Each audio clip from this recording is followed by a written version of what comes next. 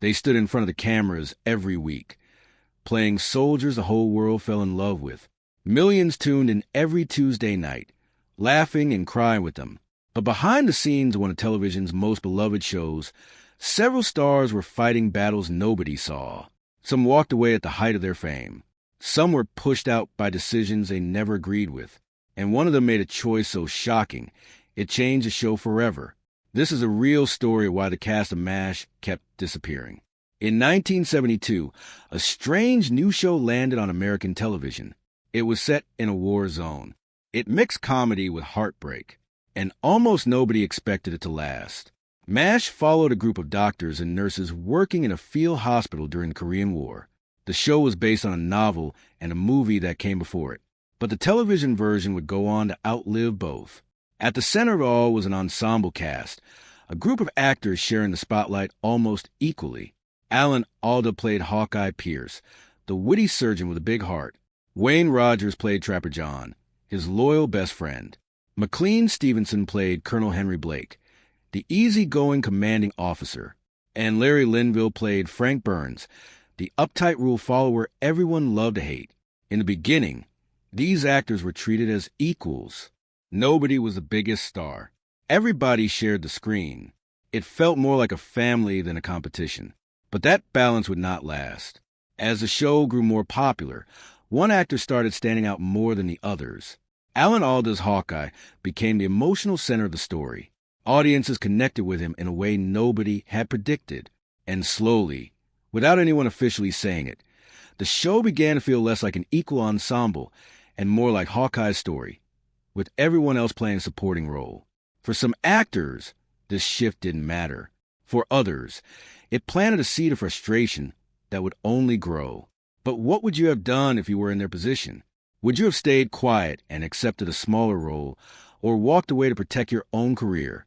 Share your thoughts in the comments, because that frustration was about to push one actor to make a decision nobody saw coming. A decision that would end his time on the show earlier than anyone expected. What happened next changed everything. By the third season, MASH was a massive hit. Ratings were climbing, critics loved it, and most actors on a show like this would have held on tightly to their spot. Wayne Rogers did the opposite. He watched as his character, Trapper John, slowly faded into the background while Hawkeye took center stage. Reports at the time suggested Rogers felt his role was shrinking, reduced to reacting to Hawkeye instead of driving the story himself. For an actor who had once been considered just as important to the show as Alan Alda, this was hard to accept. But there was something else going on, something most fans never knew. Wayne Rogers had never actually signed his official contract for the show. He had been working on a verbal agreement the entire time. This meant that, unlike most television actors, he wasn't legally trapped. If he wanted to leave, he could, and at the end of season 3, he did exactly that. His exit was sudden. There was no big farewell episode. No emotional goodbye scene with Hawkeye, the character's closest friend on the show. Trapper John simply vanished from the story, and audiences were left without closure. Behind this success was a truth nobody expected. The show's producers were reportedly furious about Rogers leaving without warning. Some accounts say they even considered legal action to try to keep him, but because he had never signed that contract, there was nothing they could do. Rogers went on to star in a medical comedy called House Calls, hoping to headline his own show the way he couldn't on MASH. It ran for a few seasons before ending. Later, he found steady work in supporting television roles, but he never again reached the level of fame MASH had given him. If you enjoy discovering the hidden stories behind the world's biggest shows, subscribe now, because the next departure on this list involved a decision so dramatic, it became one of the most talked about moments in television history. If Wayne Rogers' exit was quiet, McClean Stevenson's was anything but. As Colonel Henry Blake, Stevenson had become one of the most beloved characters on the show. He was warm, a little clumsy, and deeply human. Audiences adored him, by many measures. He seemed like the heart of the entire unit. So when Stevenson decided to leave after the third season, it shocked almost everyone. His reasoning was simple on the surface. He wanted to headline his own show, to prove he could be a star on his own name, not just as part of an ensemble. Networks were eager to build a series around him. It seemed like the natural next step for a rising star. But there was a hidden struggle behind that decision, one Stevenson wouldn't fully understand until years later. He believed that audiences loved him, McClean Stevenson, the actor. What he hadn't realized was that audiences loved Henry Blake, the character. Those were two very different things. He would later admit that this misunderstanding was the biggest mistake of his career. Then came the twist nobody expected. Instead of simply writing Blake out with a quiet retirement, the show's creators made a bold and controversial choice. They decided to kill him off. In the episode Abyssinia, Henry, viewers watched as Radar walked into the operating room and announced that Colonel Blake's plane had gone down on his way home, with no survivors. It was one of the first times in television history that a beloved main character had died in a comedy series. Fans were devastated. Some were furious. The network reportedly wasn't thrilled about the decision either, but the show's writers insisted it fit the deeper message they were trying to tell, that in war, not everyone makes it home safely. Everyone faces moments when life becomes difficult, moments when a choice that felt right at the time turns out to cost more than expected. Stevenson's own show never matched the success of MASH.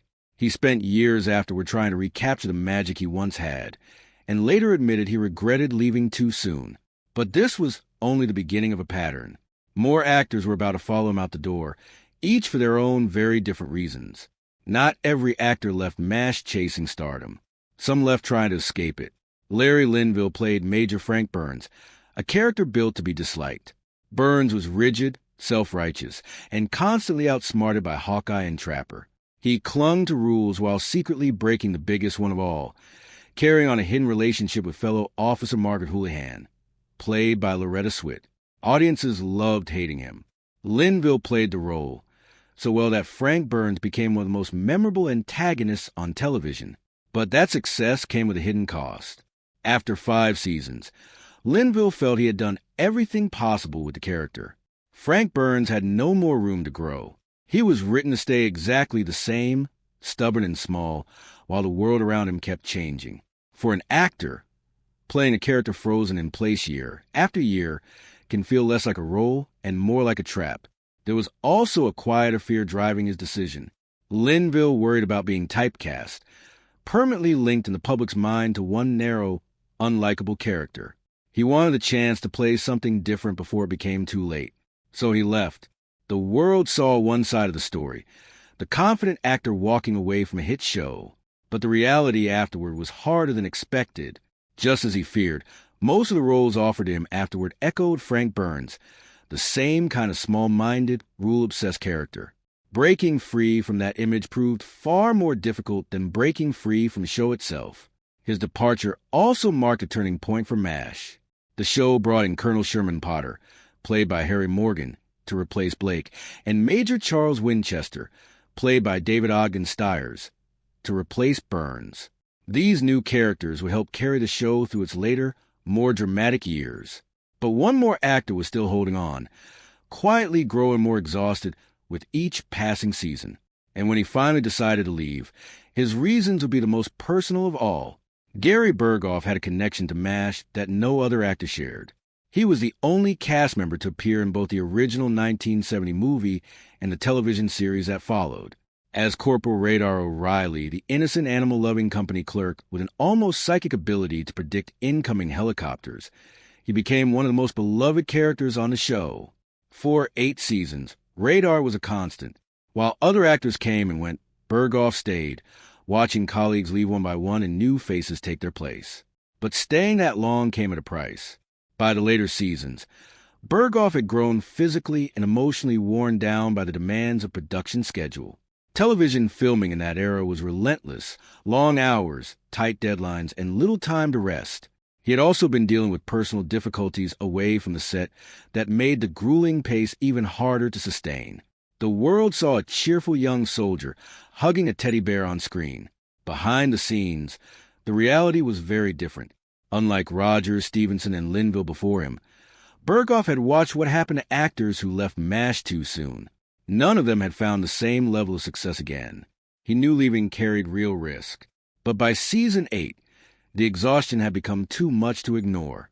When he finally departed, The show gave Radar a proper send-off, unlike the sudden disappearances that came before. Fans got to see him return home to Iowa, closing his story with the warmth his character deserved. After MASH, Burghoff largely stepped away from major television roles. He appeared in a few projects tied to the MASH universe, including the spin-off After MASH, but he never returned to the level of fame the original series had given him.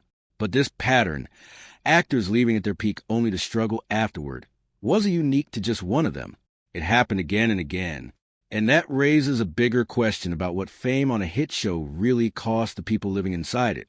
Looking back, the story of MASH's cast is really a story about the hidden cost of fame. Wayne Rogers walked away chasing more control over his own career, only to spend the following years in supporting roles. McClean Stevenson left believing audiences loved him personally, not realizing how much of that love belonged to the character he played. Larry Linville escaped a role that felt like a cage, only to find himself typecast in similar roles for years afterward. And Gary Burghoff held on the longest, until exhaustion finally caught up with him. Each of them made a different choice. Each of them paid a different price. What ties their stories together is something bigger than one television show. Fame can make a role feel permanent, as if the character and the actor become the same person in the eyes of the world. Walking away from that, even when it's the right decision, rarely comes without consequences. Despite everyone's individual struggles, MASH itself continued on. New actors joined, new characters were introduced, and the show ultimately ran for 11 seasons, far longer than the actual Korean War was based on. Its finale in 1983 remains one of the most watched television broadcasts in American history. For the actors who left early, MASH became both a gift and a shadow, the role that made them famous, and the role they could never fully escape. But this is not the only show where fame came with a hidden cost. In our next documentary, we uncover the story of another television icon who walked away from a legendary role, only to fight for years to reclaim the career he once had.